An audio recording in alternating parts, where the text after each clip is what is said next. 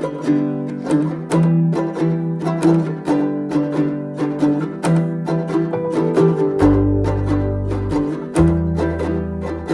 tout le monde et bienvenue dans un nouveau Point Lecture. Donc aujourd'hui dans cette vidéo, je vais vous parler de 4 romans, dont un que j'ai commencé il y a pas mal de temps puisque je l'avais attaqué au mois de juin et c'est avéré qu'en fait c'est un roman que j'aimais vraiment beaucoup, mais au mois de juin, pas de juin, le mois de juin n'existe pas, donc au mois de juin j'avais beaucoup de mal à me concentrer, du coup j'avais préféré le mettre de côté plutôt que de me gâcher cette lecture en fait tout simplement. Donc je vais pouvoir enfin vous parler de cette petite merveille. Donc il s'agit de Prospérine virgule point et la phrase sans fin de Laure d'Argelos. Vous avez déjà vu ce roman puisque je vous l'avais montré, je l'avais reçu dans une Once Upon a Book. Elles avaient fait toute une box autour de ce roman. Et j'étais déjà extrêmement heureuse d'avoir le livre parce qu'il faut quand même le dire, cet objet livre est hallucinant. Il est rempli d'illustrations comme ça, en couleur, rempli d'effets dans ce genre-là. Voilà, il est juste... déjà visuellement, je suis en train d'en chercher d'autres pendant que je vous parle. Voilà, visuellement, il est juste déjà incroyable.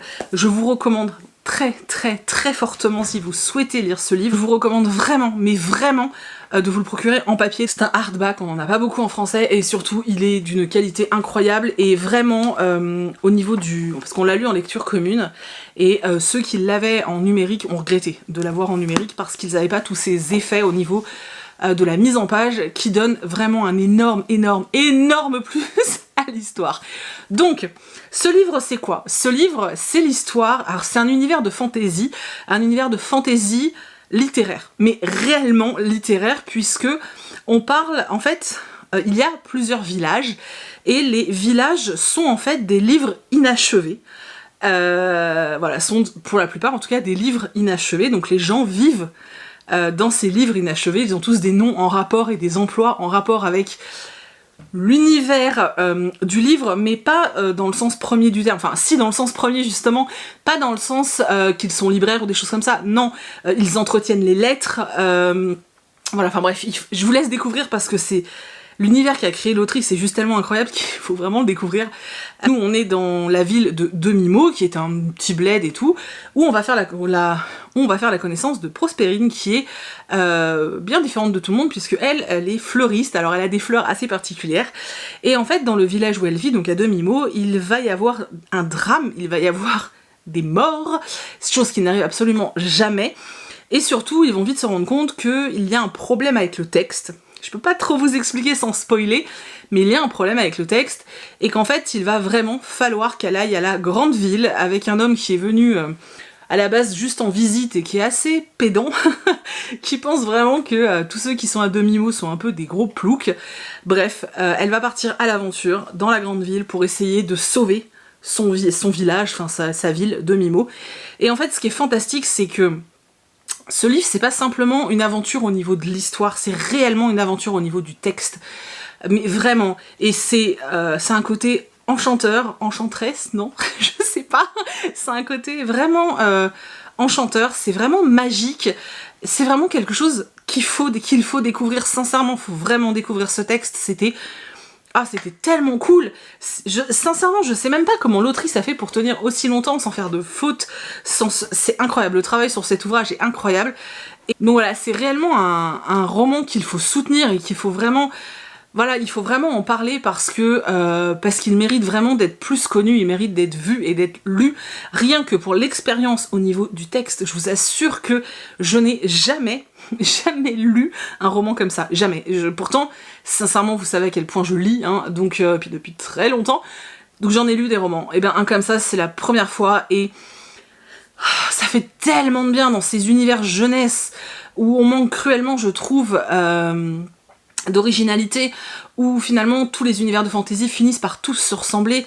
Là non, mais tellement pas. Et pour les amoureux des mots et du texte et du livre, ça ne peut être qu'une merveille. Donc vraiment, je vous invite grandement, mais vraiment à découvrir ce roman, si vous ne l'avez pas fait, puisque on a déjà été un certain nombre à le lire ensemble au mois de juin. Enfin, moi je l'ai fini après, mais voilà. Sinon, en ce qui concerne l'histoire, parce que je crois que je vous en ai pas plus parlé que ça, mais en ce qui concerne le déroulé réellement de l'histoire, Alors l'histoire est pas extraordinaire, c'est une petite enquête, alors cela dit c'est assez sympa, c'est une petite enquête qui se passe plutôt bien. Moi vu que je l'ai lu de façon, j'ai envie de dire, un peu naïve, donc sans essayer de comprendre et sans essayer de chercher réellement ce qui se passait, du coup j'ai eu une petite surprise, alors pas grande, voilà, c'est pas, ça reste de la littérature jeunesse, mais je trouve que c'est un ouvrage de littérature jeunesse d'une très grande qualité, et voilà, je vous le recommande vraiment, mais vraiment, vraiment de tout cœur, j'espère vraiment que vous serez nombreux à le découvrir. Ajoutez-le à votre wishlist, parlez-en autour de vous, vraiment, mais il mérite tellement plus d'être mis en avant cet ouvrage que... Ouais, moi, enfin, personnellement, ça me tient vraiment à cœur, pourtant, je ne connais pas l'autrice, ni rien, mais je sais pas, c'était... je vous dis, je crois que c'est un des romans les plus originaux que j'ai pu lire ces dernières années, et ça fait vachement bien, c'est hyper frais, et... Bref, vous avez compris, j'ai adoré. On va rester dans de la littérature jeunesse. J'ai lu L'éveil des sorcières de Cordelia, donc c'est le tome 1, L'apprentissage de Nora, aux éditions Scrinéo. C'est un roman qui est sorti là au mois d'août. Ça se lit extrêmement vite. J'ai été tellement surprise. En moins d'1 heure et demie, j'avais terminé de le lire. Alors moi qui lis très peu en ce moment et qui ai beaucoup de mal à lire, franchement, c'était juste nickel, parce que je vous dis, 1 heure et demie, j'avais mangé le livre. C'était un truc de fou. Donc dans cette histoire, on suit Nora, qui est une jeune fille un peu ronde, ouais, qui est un petit peu ronde, bref, qui va au collège, je crois que c'est au collège, qui va au collège, qui a une vie assez classique. La seule différence qu'elle peut avoir par rapport aux autres, c'est qu'elle a 2 papas, mais encore, ça reste dans le livre quelque chose d'assez banal et courant, donc c'est pas, voilà. Et en fait, un jour, elle va se rendre compte que elle est peut-être pas une petite fille comme les autres, et qu'elle a la capacité de faire des choses hors normes, et de là, elle va intégrer un groupe de sorcières, et on va lui apprendre à devenir une sorcière. J'ai trouvé ça plutôt sympathique, c'était vraiment chouette, ça reste vraiment très très jeunesse, ça se sent au niveau du texte, ça se sent au niveau de tout ça, mais bon c'est normal, le public visé ce sont les enfants, donc y a pas, là-dessus il n'y a pas de souci. J'ai bien aimé tout le côté magique, qui est pas encore hyper présent, mais ce que j'ai surtout aimé, c'est que bon, Cordelia est quand même connue, je pense, pour son amour de la diversité, j'ai envie de dire, puisque tous les ouvrages qu'elle crée, en tout cas, sont vachement tournés autour de ça, autour de la diversité, et c'est ce qu'on va vraiment retrouver dans ce roman. On peut pas faire plus, sincèrement, il y a tellement de diversité dans cet ouvrage, c'est assez... Enfin voilà, c'est de la folie pour ça. Et c'est vraiment chouette, et ce que j'ai beaucoup aimé, c'est que du coup, elle va utiliser quelque chose qui marche très très bien en littérature jeunesse, donc la magie, la sorcellerie, etc., et qu'elle va se servir de ça, ce qui va happer en fait le plus jeune lecteur, pour transmettre des belles idées et de belles notions. Et ça, j'ai trouvé ça vraiment cool, parce qu'il y a beaucoup, mais vraiment beaucoup de notions de féminisme. Par exemple, des petits trucs qui sont... par exemple, des petits détails, par exemple, ce sont des sorcières dans le groupe, il y a un garçon, mais il est une sorcière, voilà, et ça pose aucun souci. Et là, on va beaucoup parler, justement... du sexisme, et du fait que dans les écoles le sexisme n'est pas puni, et qu'au contraire non seulement, enfin, et qu'en plus non seulement le sexisme n'est pas puni, mais qu'en plus certains collèges veulent interdire aux filles de porter des shorts parce que ça perturbe les garçons. Voilà. Et ce que j'ai trouvé bien, c'est que c'est un rappel à l'actualité, puisque c'est quelque chose qu'on a vu se passer il y a quelques mois, qui est tout bonnement scandaleux. Mais je trouve ça vraiment bien, parce que voilà, elle se sert de cet outil qui est la littérature jeunesse pour défendre des idéaux qui sont vraiment chouettes, et pour avoir voilà, pour transmettre les bons messages aussi bien aux petits garçons qu'aux petites filles. Donc j'ai trouvé ça vraiment très cool. En plus, un effort a été fait, puisque sur la couverture, l'adolescente est rondouillarde, on va dire, voilà. Et voilà, c'était vraiment cool, c'est porteur de plein de messages pour les enfants. Franchement, foncez. Si vous avez des préados, ou même des enfants qui ont... Franchement, si c'est des grands lecteurs, 7-8 ans, ça passera. On va rester sur de la littérature jeunesse. En tant qu'on est lancé, on reste. Et on va parler de Bitlit jeunesse, entre guillemets. Donc j'ai lu le tome 2 des Tribulations d'Esther Parmentier de Maëlle Dessart, je crois que c'est Dessart, hein. Je sais pas si vous vous souvenez, quand j'ai découvert le tome 1, je crois que j'étais encore à Saint-Raphaël, mais je sais plus si c'était pendant le confinement, enfin je sais plus trop. Quoi qu'il en soit, ça avait été vraiment un coup de cœur, ce roman, parce qu'il m'avait fait rire, j'avais trouvé ça décadent, décalé, c'était drôle, l'héroïne elle est forte, mais dans le sens grassouillette, elle arrête pas de le dire, et elle le vit bien, et voilà, et il y a de l'humour là-dessus, sans que ce soit de l'humour qui puisse être dérangeant. C'est-à-dire que parfois parfois sous prétexte d'humour, on tombe sur des trucs, voilà. Là non, c'est vraiment bien foutu. Donc on rencontrait dans le tome 1 Esther Parmentier, qui est une jeune fille de 19 ans, qui fait un stage dans une entreprise qui fait de la compta, et en fait, un jour, elle va être détectée, entre guillemets, et on va se rendre compte que c'est une sorcière. Sauf qu'en fait, c'est une sorcière totalement différente de toutes les autres, puisqu'elle n'a absolument aucun pouvoir. Voilà, elle n'a aucun pouvoir, et si ce n'est que de voir tout ce qui est magique, comme toutes les personnes qui font partie de l'autre univers en fait, donc les vampires, les loups-garous, les ghouls, enfin tout ça, et elle arrive à les voir parce que elle a du sang de sorcière en fait, mais elle a pas de pouvoir. Sauf que bah comme elle peut les voir, on va l'intégrer à une espèce de je sais pas, on va l'intégrer en fait à un espèce de groupe dans lequel elle va devoir eh bien mener des enquêtes, etc. Et elle va avoir comme formateur, puisqu'elle devient la stagiaire Parmentier, elle va avoir comme formateur un vampire qui ne la laisse pas vraiment indifférente, on va dire. Et là, donc voilà, elle menait son enquête, etc. Et là, dans le tome 2, on les retrouve avec une nouvelle enquête, une nouvelle mission. On découvre qu'il y a des secrets, des choses qu'elle ignorait, et des choses qu'on ignorait nous aussi, du coup. Et c'était vraiment cool. On a encore cet humour décalé, on a ces personnages complètement décadent et c'est drôle et on passe un bon moment et ça se lit super bien, ça te déconnecte complètement de ta réalité, c'est vraiment agréable à lire, j'aime énormément cette saga, j'espère du fond du cœur que l'autrice pourra nous faire un tome 3 parce que j'aimerais bien encore, au moins encore une enquête d'Esther et puis en apprendre plus sur ce fameux vampire, en apprendre plus sur plein de choses, ce serait vraiment super chouette. Donc j'espère de tout cœur que le 2 va aussi bien fonctionner que le 1 et que du coup Rajo lui commandera un tome 3, je serais ultra contente. Déjà on a eu un tome 2, c'est vraiment super, ça prouve que le tome 1 a super bien fonctionné, donc ça c'est trop cool. Donc maintenant je compte sur tout le monde pour faire fonctionner ce tome 2, qu'on puisse avoir une suite les gars, parce que clairement on se marre bien, voilà. Alors après, c'est de la littérature young adulte plutôt que jeunesse. Littérature jeunesse, j'englobe vraiment le young adulte avec, mais là c'est vraiment pour du young adulte. Enfin je veux dire, je pense qu'une enfant de 7-8 ans va pas du tout s'éclater dans ce roman. En plus il y a des loups-garous, il y a des vampires et tout, c'est pas vraiment fait pour eux quoi. Mais c'était vraiment... c'était cool, franchement c'était cool. Et voilà, et on croise les doigts très fort pour avoir un tome 3. Et maintenant on va terminer avec 2 romans, et on va terminer avec de la littérature adulte, parce que bon... voilà, hein, j'avais enchaîné pas mal de romans jeunesse, j'avais besoin de retrouver des univers un peu plus développés, quoique là c'était pas vraiment le cas, mais en tout cas une plume un peu plus adulte en fait, tout simplement. Et j'ai hésité très longtemps entre plusieurs romans, et j'ai finalement choisi de lire le tome 2 des Irish Renegades, donc le tome 2 qui s'appelle Pharrell de Blédine. De Blandine P. Martin. Je sais pas si vous vous souvenez du tome 1, je vous avais dit que j'avais adoré, c'était vraiment cool. Et là j'avoue que j'avais gardé en fait, parce que j'ai reçu le tome 2 à sa sortie, et en fait je l'avais gardé, et parce que voilà, j'ai des difficultés de lectrice depuis quelques temps, et j'avais pas envie de me gâcher cette lecture parce que clairement je sais que j'allais adorer, et j'avais pas envie de me gâcher la lecture. Du coup j'ai attendu, et là j'ai senti, c'est bon, c'est le moment, on y va. Et qu'est-ce que c'était bien, mais qu'est-ce que c'était bien. Alors les Wild Crow restent pour le moment ma saga préférée de l'autrice, bon en même temps j'en ai pas lu 50 de ces sagas, mais voilà, pour l'instant Wild Crow reste ma saga chouchoute, mais sincèrement, Irish Renegades c'est vraiment bien. Dans cette histoire, pour vous rafraîchir un peu la mémoire, on suit 2 frères, Malcolm et Pharrell, qui sont donc irlandais, qui vivent à New York depuis plusieurs années. Ils ont dû venir à New York pour différentes raisons.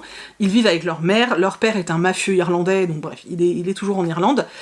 Et donc voilà, ces 2 frères qui sont très proches, Malcolm et le frère aîné, il a toujours eu à cœur de protéger sa famille et de protéger son frère. Dans le tome 1, on suivait principalement Malcolm et sa petite fille, puisqu'il est papa célibataire. Et on le suivait essayer de se dépatouiller pour réussir à gagner suffisamment d'argent pour s'occuper de sa fille, qui en plus a des difficultés psychologiques. Voilà, et on le rencontrait, et on le voyait rencontrer une jeune fille, et on assistait à une jolie romance, donc un joli slow burn. Et c'était vraiment très cool. Le tome 1 se termine avec un truc mais horrible, vraiment horrible. Et en fait, voilà, c'est un truc horrible qui arrive à Pharrell, je peux pas vous en dire plus. Et du coup, autant vous dire que celui-là, je l'attendais, et c'était chouette parce que Pharrell a un peu l'image du petit rebelle, du petit bad boy, pas, tu vois. Et en fait, et puis du dragueur invétéré aussi. En fait, dans ce tome 2, on le voit un peu s'ouvrir aux autres, on le voit s'ouvrir notamment à une personne. On parle beaucoup de cuisine, voilà, on parle vraiment beaucoup de cuisine, c'était super intéressant. Il y a toujours un petit peu ce côté mafieux qui est là. Et puis, voilà, et puis elle nous enclenche ce qui va se passer dans le tome 3, avec quel personnage. On a encore une romance, hein, puisque ça reste quand même de la romance, mais même si vous n'êtes pas quelqu'un de complètement accro à la romance, n'ayez pas peur, parce que vraiment ça se lit vraiment super bien en fait, ça se lit vraiment super bien, et voilà, je vous l'ai déjà dit, Blandine Bay-Martin c'est une autrice qui est auto-éditée, mais c'est vraiment, enfin voilà, moi ça fait partie des autrices que j'aime vraiment beaucoup, et voilà, que je suis contente de vous présenter, et que je suis très contente de lire surtout, et je vous en reparlerai très bientôt parce que je compte lire le tome 3 en septembre, donc on va bientôt en reparler, et je crois que c'est sur Kezia, je crois que je me trompe pas de nom. En tout cas, voilà, n'hésitez pas à découvrir la plume de Blandine Bay-Martin, elle a plein d'autres univers, n'hésitez pas à aller découvrir ça, en plus en numérique, ils sont vraiment pas chers, donc. Ensuite, je vais vous parler du dernier roman de Marie Vareille, donc Ainsi gèlent les bulles de savon aux éditions Charleston. J'ai eu vraiment beaucoup de mal à sortir ce roman de ma pile à lire, parce que c'est un roman qui parle de maternité, et qu'en ce moment, on se tape tellement de romans sur la maternité, je sature, mais à un point que vous imaginez pas. Vraiment, je sature, je n'en peux plus. Je n'en peux plus, c'est plus possible, il faut arrêter, j'en ai marre. Du coup, celui-ci, j'ai eu du mal à le sortir. Je l'avais demandé tout simplement parce que j'adore les écrits de Marie Vareille et que je savais qu'elle arriverait à m'emporter. Je savais que même si le sujet ne me hypait pas plus que ça, la plume de l'autrice arriverait à m'embarquer, et qu'en général elle arrive assez facilement à m'embarquer dans ses histoires. Plus j'étais en mode j'ai pas envie de le sortir, il me dit rien et tout. En plus je voyais fleurir partout des coups de cœur incroyables, et je me suis dit oh là là non, j'ai pas envie, c'était horrible. Et puis finalement je me suis dit vas-y, tente, de toute façon si ça te plaît pas, bah t'arrêtes, c'est pas grave. Mais essaye, il faut y aller en fait, il est temps, là il est temps. Du coup je me suis plongée dans cette histoire, et voilà.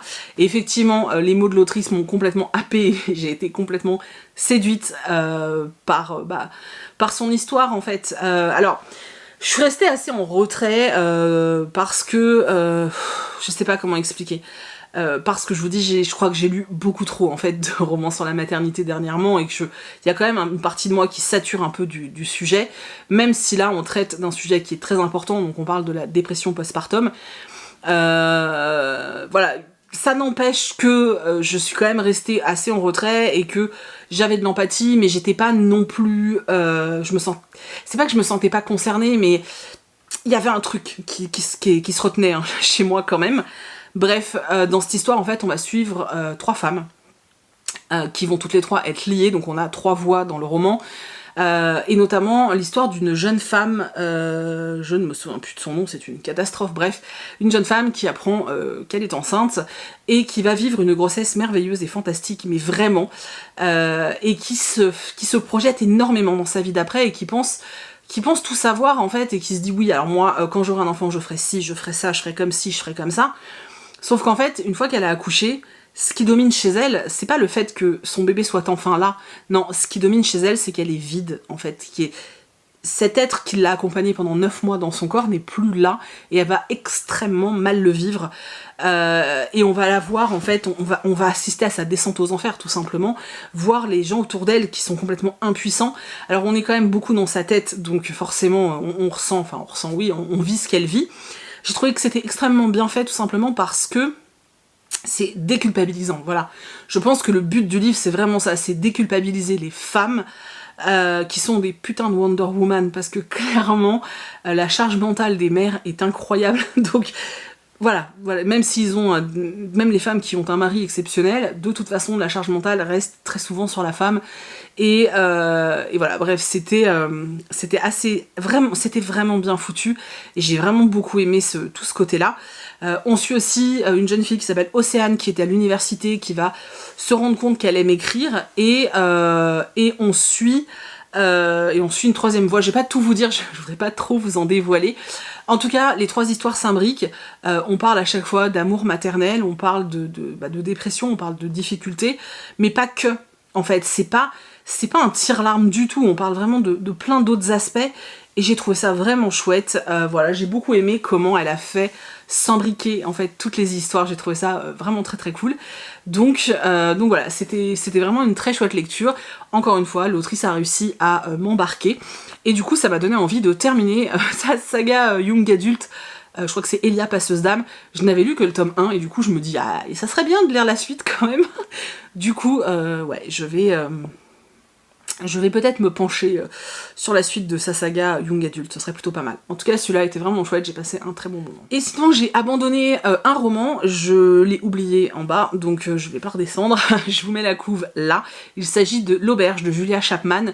Quand je l'ai acheté il y a pas très longtemps, je crois que je vous l'ai montré dans le dernier vlog, j'avais mais tellement envie de lire ce roman, j'aime beaucoup ce que fait l'autrice, en tout cas dans sa saga, la saga que j'ai lue, hein, où j'ai lu que 2 tomes, mais que j'ai beaucoup aimé, et du coup, ouais, j'étais vachement hypée, et j'avais super envie de lire ce livre, et alors ça a été une catastrophe, ça a été une catastrophe, j'ai tellement pas aimé, oh, c'était horrible, franchement c'était horrible pour moi comme lecture. En fait on suit un village, Forgas, qui est dans les Pyrénées, c'est un petit village de montagne, ils sont pas très nombreux, il y a surtout pas mal de personnes d'un certain âge, les jeunes ont 40 ans quoi, voilà. C'est vraiment un petit village avec tous les clichés hein, qu'on peut voir exister auprès des petits villages, tous les clichés qu'on peut voir chez d'autres personnes, hein, chez les gens qui ne vivent pas dans ces villages. J'ai trouvé que c'était mais vraiment bourré de préjugés, c'était trop en fait, ça m'a gonflé, et surtout voilà, l'idée de l'histoire, enfin le pitch de l'histoire, c'est qu'en gros, dans ce village, il y a un grand bâtiment qui est une auberge, qui tient aussi lieu de restaurant et tout, qui est un peu le lieu de retrouvailles du village, qui permet aussi au village de survivre, parce que les impôts qui sont payés par cette auberge permettent à la commune d'avoir de l'argent. Donc c'est vraiment un lieu qui est important, sauf que le propriétaire a vendu, il avait promis à quelqu'un, oui je te le vendrai à toi et tout, mais finalement, une meilleure offre s'est présentée, et il a vendu à un couple, et au drame, il a vendu à un couple d'anglais. Voilà, il a vendu à un couple d'anglais, et ça passe pas du tout au niveau des habitants. Et ce qui les dérange, c'est que les anglais, c'est une évidence, ils vont faire s'effondrer cette auberge, puisque les anglais ne savent pas cuisiner. C'est une évidence sans nom. Et du coup, tout le village va se retrouver pendant des réunions pour essayer de faire fuir ce pauvre couple d'anglais qui a racheté l'auberge. Voilà. Le roman, c'est ça. Le problème, c'est que ça aurait pu de temps en temps être drôle, mais ça ne l'est pas, parce que c'est constamment des clichés, mais lourdingues. Les personnages sont caricaturaux, j'ai vraiment pas aimé, ça a vraiment pas été une bonne lecture. J'ai terminé le roman, les 50 dernières pages, en lisant une phrase sur 2, tellement j'en avais ras la casquette. Voilà, ça a été une énorme déception, mais de fou, mais de fou, vraiment de fou, j'ai vraiment pas aimé. Donc voilà, c'est un roman que personnellement je ne vous conseille pas, je pense qu'il y a bien meilleur à lire sur le marché. Là franchement, alors on est venu me dire après que l'autrice l'avait écrit avant les détectives du Yorkshire et tout. Peu importe, ça change rien en fait, c'est juste pas bon en fait. Donc bon, voilà, c'était pas terrible du tout, mais pas du tout. Donc voilà, du coup je vous ai parlé de 6 romans et non 5. J'espère que ça vous a plu, j'espère que vous avez fait des découvertes, j'espère surtout que je vous ai donné envie de plonger dans votre bibliothèque et d'aller choisir un bouquin. J'espère que vous avez passé un bon moment en ma compagnie à parler de bouquins, que je vous ai donné du coup envie de lire, que là tout de suite vous allez d'abord laisser un commentaire et un petit pouce, et ensuite foncez choisir un livre et vous posez tranquillou, surtout que s'il fait un temps aussi dégueulasse que chez moi, vous avez que ça à faire. Donc posez-vous, prenez un bouquin et éclatez-vous. Dites-moi quelle a été, puisque là l'été se termine, n'hésitez pas à me dire dans les commentaires quelle a été votre lecture, la lecture la plus marquante de votre été. Voilà, je vous attends et je vais...